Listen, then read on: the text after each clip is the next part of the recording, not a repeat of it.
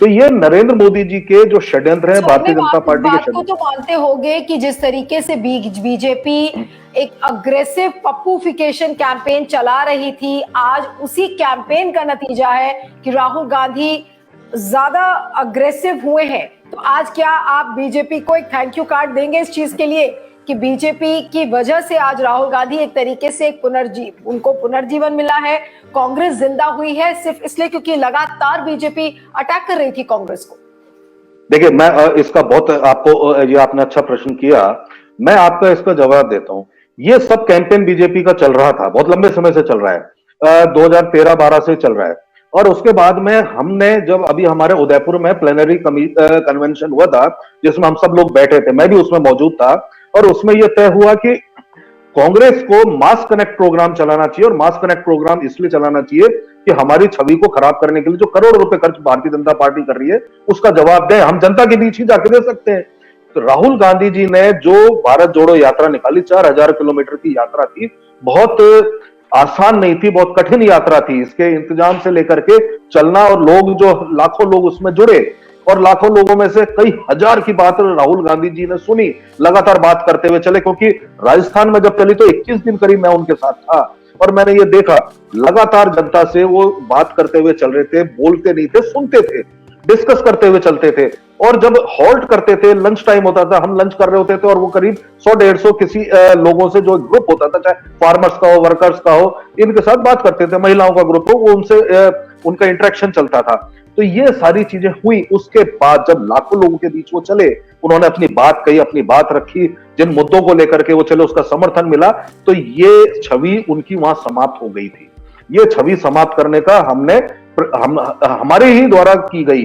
Bharatiya Janata party ने इससे डरते हुए, क्योंकि समर्थन मिल रहा है, लोगों से जुड़ चुके हैं, लोगों की भावनाओं से जुड़ चुके हैं, लोगों की नब्ज पहचान चुके हैं, उससे डरते हुए राहुल गांधी पे अनर्गल आरोप लगाने शुरू किए। सबसे पहले जो राहुल गांधी ने आरोप बीजेपी पर, बीजेपी के शासन पर हिंदुस्तान में लगाए, वही बात है। हम अब जो प्रोग्राम कर रहे हैं, मेरी बात कोई भी देश दुनिया के कोने में सुन सकता है, आपकी बात, आपका प्रोग्राम कोई भी देख सकता है। राहुल गांधी ने क्या बात कही? उन्होंने विदेश में जाकर के जो बात कही, तो यहां पे पार्लियामेंट में इनके मिनिस्टर्स ने झूठे तथ्य के आधार पर आरोप लगाया कि राहुल गांधी जो है फॉरेन इंटरवेंशन चाहते हैं। झूठा, कभी राहुल गांधी ने नहीं किया। राहुल गांधी ने कहा मैं पार्लियामेंट में इस बात का जवाब दूंगा। जवाब देते, चूंकि ये बात सदन में रखी जाती, बात आती, उनका झूठ उजागर होता बीजेपी का, उन्होंने पार्लियामेंट को म्यूट कर दिया। म्यूट करने के बाद जो सब किया, उनके को डिस्क्वालीफाई किया, ये सबने देखा। लेकिन इस सब चीज से एक बात साबित हुई कि आज आम जनता के बीच राहुल गांधी जी की छवि यह है कि एक निर्भीक व्यक्ति है, निडर व्यक्ति है, देश के लिए लड़ने वाले हैं और भ्रष्टाचार के खिलाफ लड़ रहे हैं। और नरेंद्र मोदी जी इनकी आवाज दबाने के लिए भरसक प्रयत्न कर रहे हैं। उन्होंने डराने का प्रयास किया, चाहे ईडी की आपने कार्रवाई हुई थी, पहले देखा सोनिया गांधी, राहुल गांधी पूछताछ के लिए बुलाया, नतीजा क्या निकला? कुछ नहीं। उसके बाद भारत जोड़ो यात्रा हुई, भारत जोड़ो यात्रा में मास कनेक्ट प्रोग्राम था। आप जो कहते हैं कि हम इसको कैपिटलाइज नहीं कर पाए, मैं आपको ये कहता हूं कि जब हमारी भारत जोड़ो यात्रा समाप्त हुई, पूरे देश में हमने 26 मार्च तक, 26 फरवरी से 26 मार्च तक हाथ से हाथ जोड़ो यात्रा निकाली है। एक एक कॉन्स्टिट्यूंसी में बूथ वाइज हम घर घर गए, राहुल गांधी जी का संदेश भी लिया, जहां पे हमारी सरकार है उसकी उपलब्धियां ली, और नरेंद्र मोदी जी की महंगाई, बेरोजगारी आदि जो भी विफलताएं हैं, उनको घर घर तक हमने पहुंचाया है। ये प्रोग्राम बहुत अच्छे से चला है और सबको पता है, इसलिए बीजेपी ज्यादा डरी हुई है, बौखलाई हुई है।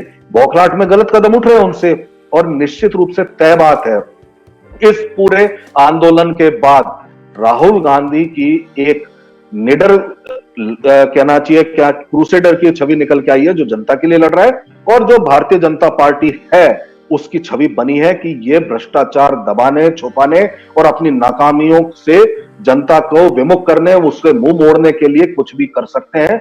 आज आम जनता डरी हुई है, वो ये देख रही है कि हमारे जो संवैधानिक अधिकार हैं, जब आप बड़े से बड़े नेताओं के अगर छीन सकते हो, तो आम जनता तो क्या है, आम जनता के साथ तो आप कुछ भी कर दोगे, इनके नेता कुछ भी करेंगे।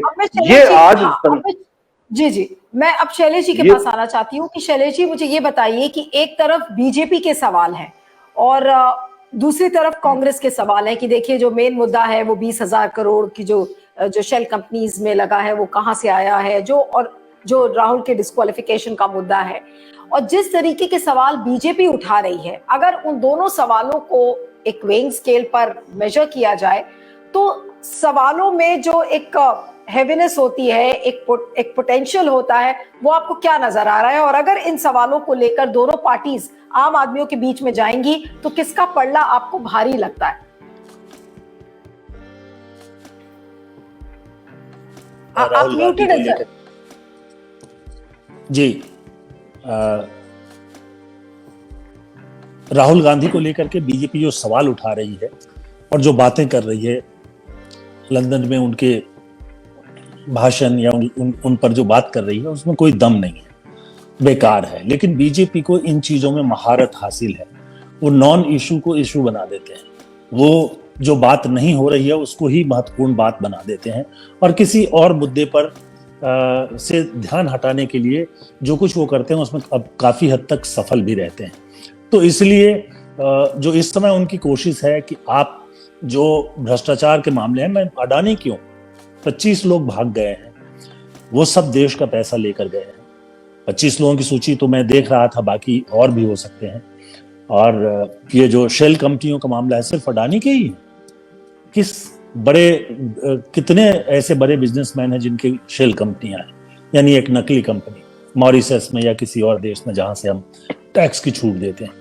लेकिन राहुल गांधी इन मुद्दों को उठा रहे थे, हालांकि वो कुछ उद्योगपतियों को छोड़ भी रहे थे, वो भी है उसमें, लेकिन तब भी इतना जितना वो कर रहे थे, मैं समझता हूं कि वो ठीक है। कम से कम उन्होंने इस मुद्दे को सामने तो किया। लेकिन वो इस बात को नहीं समझते हैं कि बीजेपी जो है और जो इस समय उसकी जो काम करने का तरीका है, वो हिटलर के जो प्रचार मंत्री थे गोएबल्स, उनकी तरह है। गोएबल्स का कहना था कि एक झूठ को 100 बार कहलवा दो, वो सच हो जाएगा। तो ये बोलते रहते हैं, इनका झूठ सच हो जाएगा।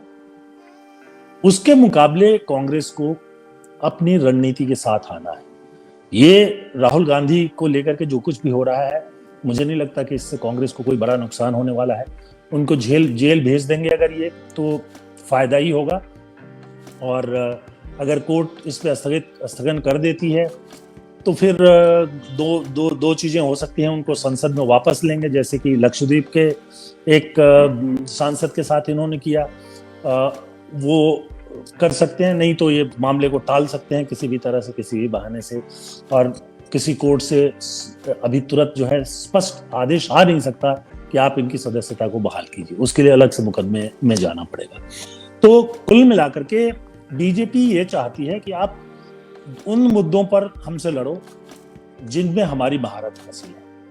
अब आप लड़िए ना। आप रामनवमी के जुलूस पर को लेकर के दंगे हुए, गुजरात में हो गया, बिहार में हो गया, बंगाल में हो गया, और भी कई राज्यों में।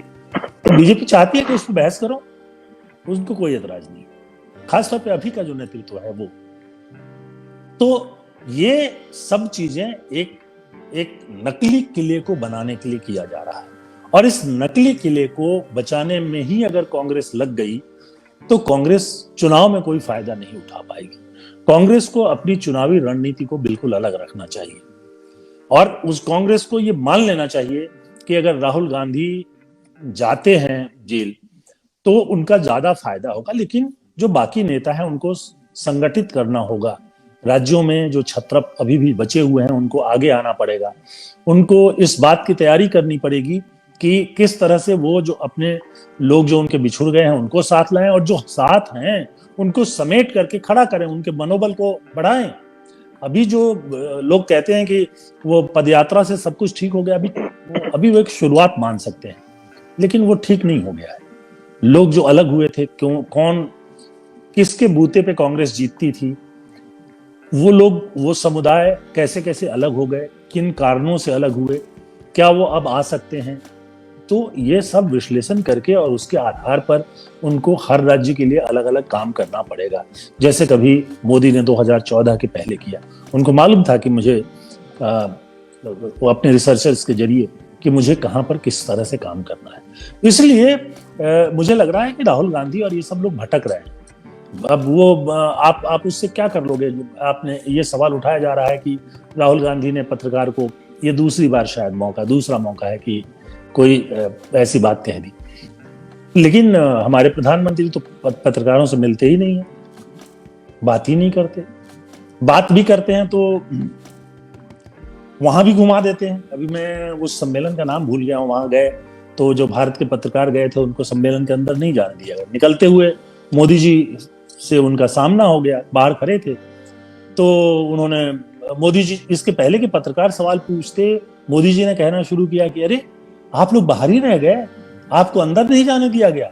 एक तरह से मजाक उड़ा रहे थे। थोड़ा आगे बढ़े और फिर उसके बाद पीछे लौटकर कहते हैं और आप लोग अपने अपने सेहत का ख्याल रखिए, ये बहुत जरूरी है। कहां से कहां उड़ा दिया। उनमें है महारत, उस महारत को आप प्राप्त नहीं कर सकते, लेकिन जिस महारत को आप प्राप्त कर सकते हैं उसको पाने की कोशिश करें। आप प्रेस को फेस करते हैं तो आपको उसमें गुस्से में आने की जरूरत नहीं है। आप प्रेस को टैक्टफुली हैंडल करें, जो वो सवाल पूछते हैं उसका टैक्टफुली जवाब दें, और इसी तरह से आप जीत सकते हैं। या फिर मोदी का एक रास्ता है, नहीं मिलूंगा प्रेस से, जो कहना है मैं अब ट्विटर पे बोल दूंगा या एक बाइट किसी को बुला के दे दूंगा, आप चलाते रहो। तो ये है, और इसको अभी मुझे तो नहीं लग रहा है कि कांग्रेस इसको बहुत बारीकी से समझ पा रही है। वो आपस में ही जो होता है ना कि अब ठीक हो गया माहौल, अब हो गया, अब लोग नाराज हो गए। अभी तो देश को जगाना है, जो गांधी कहते थे आजादी से पहले कि देश को जगाना है। और इसलिए वो जो है एक अलग रणनीति पर चलते थे, उस पर हम लोग कभी बात कर लेंगे। लेकिन कांग्रेस को अपने पुराने मतदाताओं को, पुराने समर्थकों को जगाना है, नए लोगों को साथ लाना है। वो सब छोड़ के जा चुके हैं। आपके साथ अल्पसंख्यक मुसलमान नहीं है, आपके साथ जो दलित थे वो नहीं है, आपके साथ जो ब्राह्मण थे वो भी नहीं है।